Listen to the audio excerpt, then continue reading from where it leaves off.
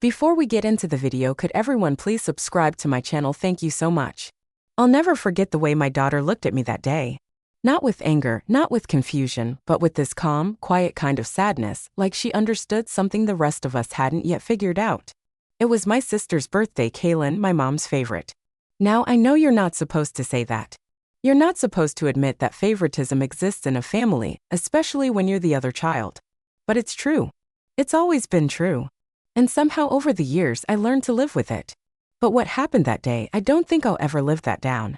We were all gathered at my mom's house, me, my daughter Elra, my sister Kaylin, and a few cousins, the usual crew. My mom Marion had insisted on throwing a little party. She does it every year for Kaylin, balloons, decorations, cake, the whole thing. You'd think Kaylin was turning 16 every year, not 32. Anyway, I wasn't going to go at first. Elra had been sick earlier that week, and I didn't want to push her, but she was the one who said, "No, I want to go." I made Grandma a present. That stopped me. I asked, "You made a present for Grandma on Aunt Kaylin's birthday?" She nodded, holding up this tiny wrapped box, gold wrapping paper with a white ribbon. She'd been working on it in secret all week. I didn't ask too many questions. She was proud of it, and I figured maybe my mom would appreciate the thought. God, how wrong I was. We got to my mom's house around 3. Elra clung to my hand like she always does when she's unsure. She's only 7, but you'd swear she could read people better than most adults. She knew how the energy felt in that house. She always knows. Kaylin greeted us at the door, soaking up compliments like sunlight. "You look amazing, Kaylin." "Oh, I love your dress, Kaylin." My mom was buzzing around her like a bee on caffeine, fussing over her, adjusting her necklace, smoothing her hair, laughing like everything Kaylin said was comedy gold. We sat down, made small talk. Elra stayed quiet beside me, her gift box clutched in her lap. No one really noticed her. They never do. She's the type of kid who blends into corners unless she's deliberately trying not to. And then dessert came. That's when everything shifted. Mom came out of the kitchen holding a tray. A big, beautiful cake sat right in the middle. White frosting, chocolate layers, little pink flowers. It was obviously store-bought but expensive looking. Mom had written "Happy Birthday, Princess Kaylin" in gold letters on the top.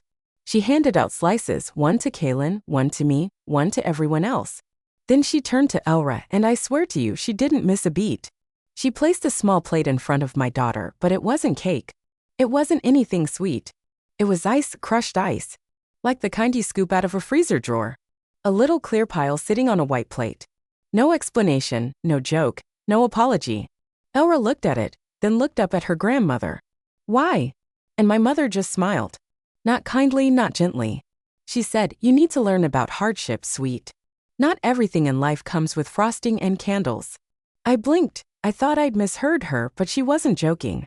I looked at my daughter, this little girl with her hands folded in her lap, still holding that tiny gold box, and my stomach twisted.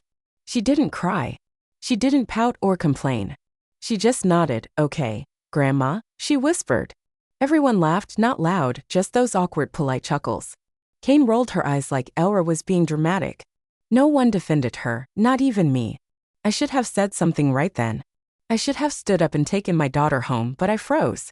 I froze the way kids freeze when their own parents shame them in public. I leaned down and said, "You okay?" And she looked up at me, her eyes soft and full of something ancient and far too grown up for a 7-year-old.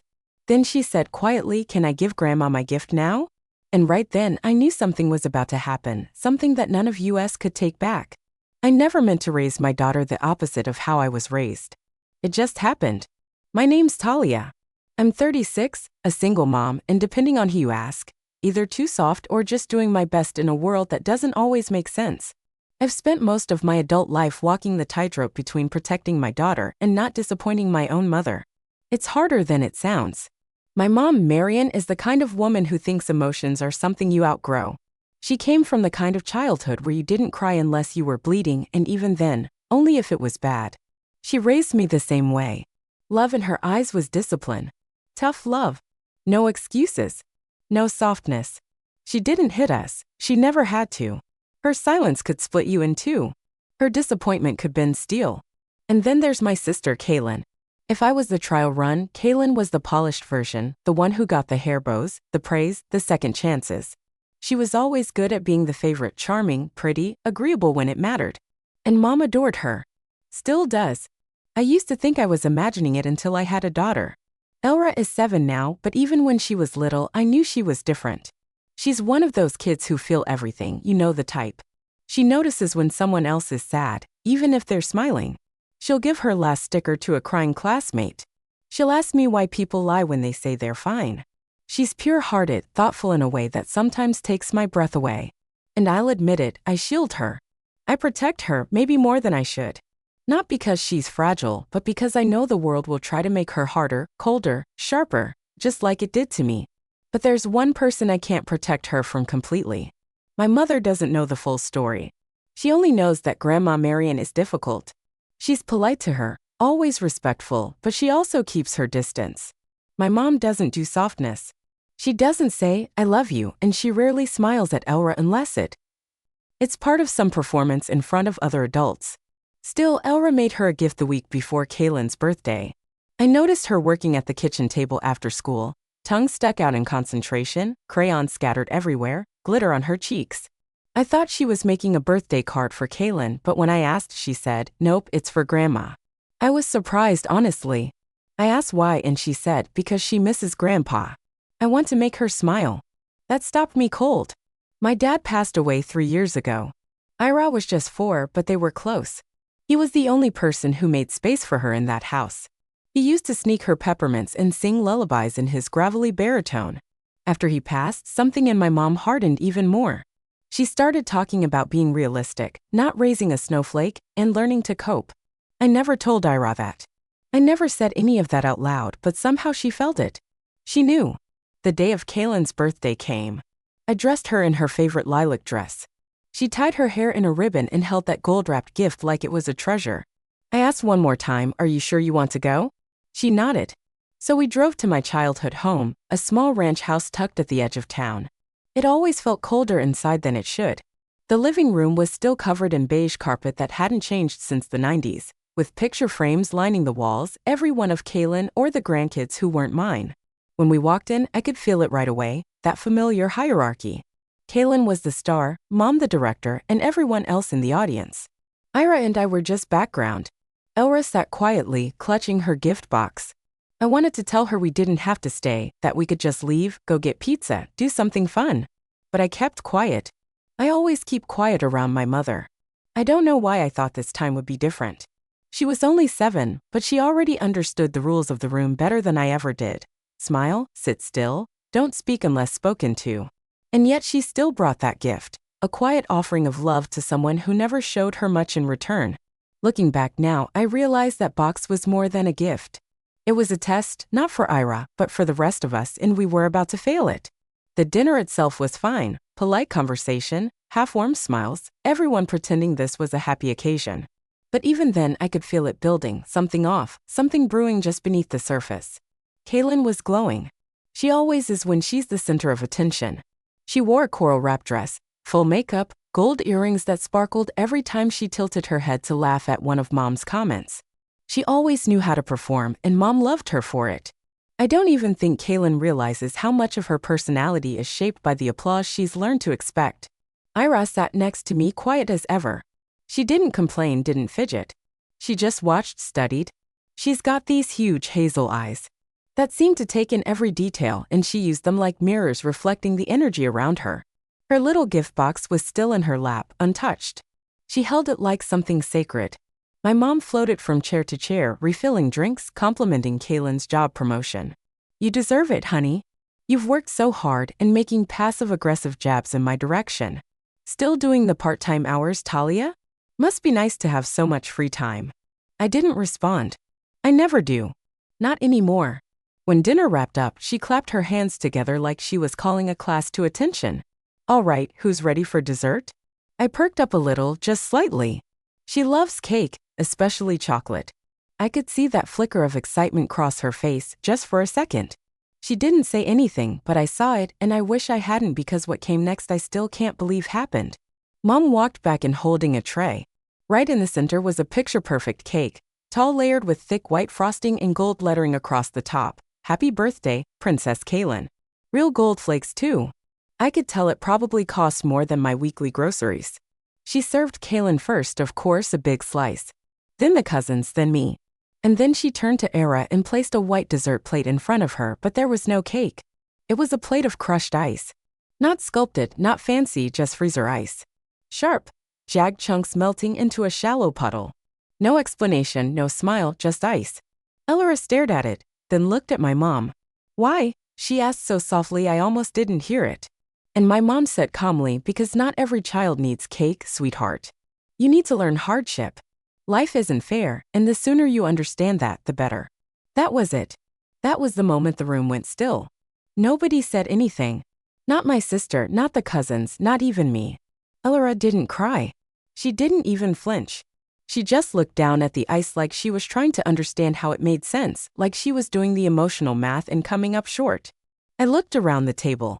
Kaylin had this weird smile on her face like she thought it was a joke, or maybe she didn't care.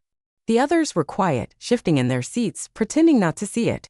I felt my fists clench under the table. I wanted to stand up. I wanted to shout, but years of silence don't break easily. Not when they're inherited. I leaned down and whispered, "Are you okay?" She nodded, still looking at the ice. And then she looked up at me and said, "Can I give Grandma my gift now?"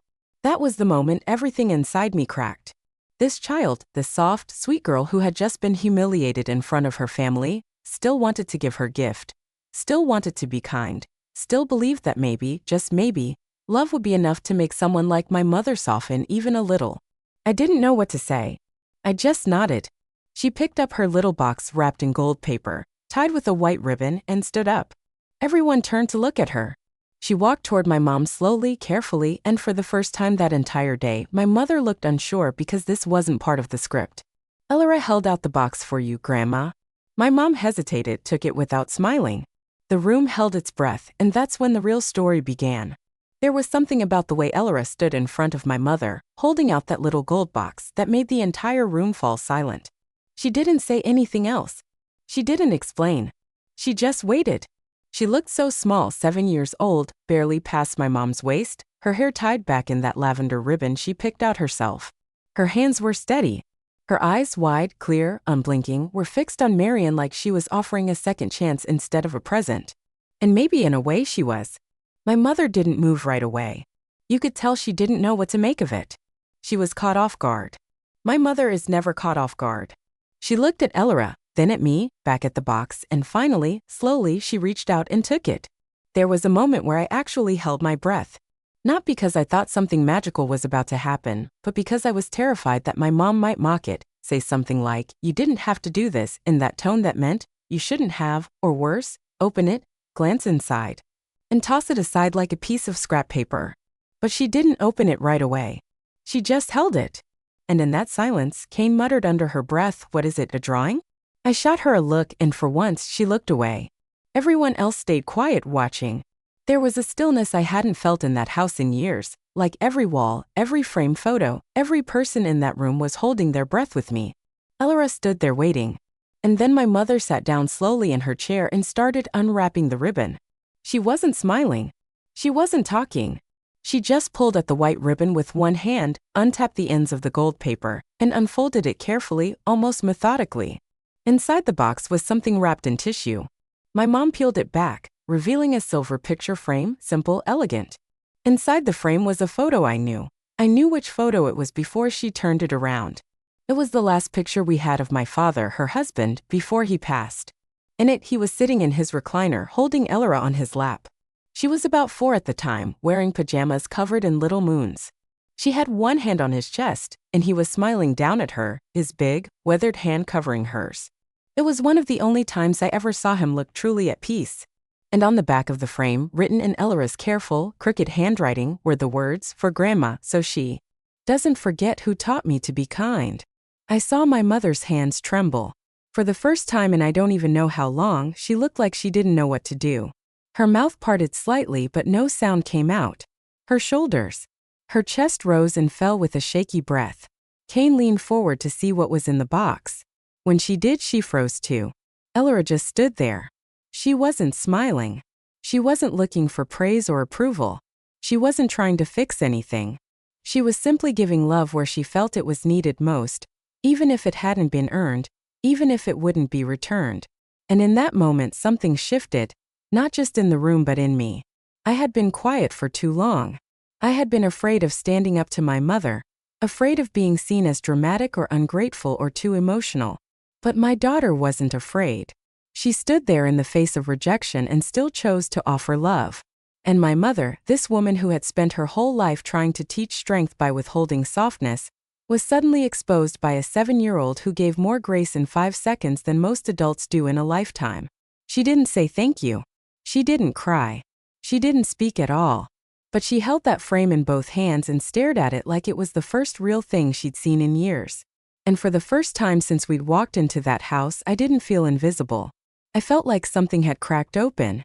Maybe not enough to change everything, but enough to change something. No one spoke. The air in the room felt thick, like it had weight to it. Like the truth in Era's gift was pressing down on every single one of us. My mother sat at the head of the table, staring at the photo in her hands. Her fingers traced the silver frame. She didn't look at me. She didn't look at Elora. She just stared at my father's face, his warm crooked smile, the way his eyes crinkled at the corners, how happy he looked with Elora in his arms. He used to call her his little moonbeam. I think that was the last time I ever heard him laugh like he meant it, holding her in that chair, humming old jazz songs under his breath while she clutched a stuffed bear to her chest. My mom blinked, still silent. Her jaw was clenched like she was fighting something inside herself. Grief maybe, or guilt, or both. Kane was still sitting with her fork halfway to her mouth, frozen mid-bite, staring at the frame like it was something radioactive. She didn't say anything either. It was Elora who broke the silence. She stepped forward, just one little step, and said gently, "I made the note by myself. I know the letters are kind of wobbly, but I didn't want help." My mom finally looked up and something in her eyes cracked. Not completely, not like a dam breaking, but like the first fracture in ice after a long cold winter. "I remember this day," she said, her voice low and hoarse. "Your grandfather had been having a bad week, but that day he smiled. All because of you." Elora smiled just a little. She nodded like she already knew that. I wanted to speak. I felt like I should say something, but I couldn't. I was afraid anything I said would break the spell. And then, in a voice so faint I almost missed it, my mother whispered, "I forgot what that kind of love felt like." Those words hit the room like thunder. Not loud but heavy, final, undeniable. She looked down at the plate of crushed ice still sitting in front of Elora. Water had pooled around the edges, dripping onto the tablecloth. She reached out and slowly pushed it away. "I was trying to teach you a lesson," she said, still staring at the melting pile. "But I think you're the one teaching me." No one dared breathe. This woman, this iron-spined matriarch who never apologized, never admitted fault, never softened, was unraveling in front of us. Not with tears but with stillness. Her posture changed, her voice lost its edge. She looked smaller. Elora, without a hint of judgment, walked over to her and gently placed a hand on her arm. My mother flinched just slightly, like she wasn't used to being touched with kindness. Then, without thinking, Marion reached over and placed her free hand over Ira's. Not a full embrace, not a sweeping gesture, just a small unspoken acknowledgement that something had shifted. That this child who had just been denied cake, mocked in silence, humiliated in front of family, had responded with love, not bitterness. That's what made it powerful. It wasn't the photo. It wasn't the frame. It was the message behind it. I remember who loved me. I remember who was kind. I want you to remember too. Kane stood up suddenly and walked into the kitchen, muttering something about needing water. Maybe it was too much for her. Maybe she just didn't know how to exist in a moment where she wasn't the center. I didn't follow her. I stayed where I was, watching my daughter do what none of us had been brave enough to try. Heal with nothing more than a quiet act of grace. That moment didn't fix everything. It didn't erase years of cold shoulders, harsh words, and broken boundaries. But it was the first time I saw a real crack in my mother's armor. And all it took was a framed photo, a handwritten note, and the kindness of a 7-year-old who still believed people could change, even after they'd hurt her. It was more than a gift. It was a mirror, and we were all seeing ourselves for the first time in a long, long while. We didn't stay long after that. Kane didn't come back from the kitchen for a while. I think she needed a moment to collect herself, or maybe to decide how she felt about not being the one everyone was looking at for once. The room never really returned to normal, whatever that even meant. There was too much silence, too many unspoken things hovering between us. But it wasn't the tense kind of silence I'd grown used to in that house. It was quieter, softer, like someone had just taken a long, deep breath after years of holding it in. I gathered our things slowly. Era slipped her hand into mine like she always does when she's ready to go. My mom was still holding the framed photo, her eyes drifting between it and like she was trying to memorize the connection. As we walked toward the door, she stood up. "Talia," she said quietly, and I turned. Her voice was different. No edge, no weight behind it. Just a woman trying, maybe for the first time in years, to speak without armor. "She's good," she said, nodding at Elra. "She's a good girl." I didn't know what to say, so I just nodded. "She gets it from her grandfather," my mom added, almost like she needed to explain it. "No," I said. "She gets it from being loved." There was no reaction from her at first. No smile, no comeback, just stillness. But that silence, that unspoken acknowledgement, was more honest than any apology she could have offered. On the drive home, Elijah hummed to herself in the back seat. She looked out the window, watching the sun drop low over the houses. I could tell she felt lighter, like she had done what she needed to do. "You okay, baby?" I asked after a while. She nodded. "I think Grandma's sad." I hesitated. "She might be. But she was holding the picture really tight," she said. "That means she liked it, right?" I smiled, eyes burning. "Yeah, sweetheart. I think it means she really, really liked it." She leaned her head against the window, still holding her hands in her lap. "Good," she whispered. I didn't want her to feel alone. And that was it. No bitterness, no complaint about the plate of ice, no mention of the way everyone ignored her. Just love. Quiet, persistent love. That night, after I tucked her in, I sat alone in the kitchen and cried. Not because I was angry, not even because I was hurt, but because I realized that my daughter had done what I'd spent most of my life trying and failing to do. She had shown my mother who we really were. And she did it without yelling, without demanding recognition. She did it by offering love to someone who didn't know how to accept it. She did it by being herself. Pure, kind, and brave. A few days later, something strange happened. I got a phone call from my mom. She never calls me. Usually, it's Kaylin passing along the information or one of those half-hearted, "You should stop by sometime" texts that never turn into anything. But she called. And after a long pause, she said, "I was thinking maybe you would like to come over sometime. Just her and me. Maybe we could bake a cake." I sat there stunned, not just by what she said but by how carefully she said it. Like she knew how easy it would be to say the wrong thing again. But this time she was trying not to. I asked later if she wanted to. She lit up. "Really? Grandma wants to bake with me." "She does," I said. "And I think she wants to learn." Elra gave me this tiny smile. The kind that told me she'd already forgiven everything. And I realized something important that day. It's easy to confuse toughness with strength. My mother thought she had to be hard to survive. But Elra showed us all that real strength is in being gentle when you've been hurt. It's in staying kind when the world gives you a reason not to be. My daughter taught my mother how to remember love. And she reminded me that I didn't have to repeat the pain I came from. I could raise something softer, something better. Sometimes the smallest person in the room carries the heaviest truth. And sometimes a plate of ice is the thing that melts the heart you never thought could change. That's the story of how my daughter, just 7 years old, reminded 3 generations of women what love is really supposed to look like. If this story moved you, if it made you think of your own family or someone who's shown you unexpected kindness, I hope you'll take a second to share it. Like the video if it meant something to you. Leave a comment. I read every single one. I'd love to hear about the moment you realized someone small made a big difference. And subscribe to the channel if you want more true human stories like this one about life, love, mistakes, and healing. Thanks for watching. And hey, be the one who hands out love, even when others hand you ice.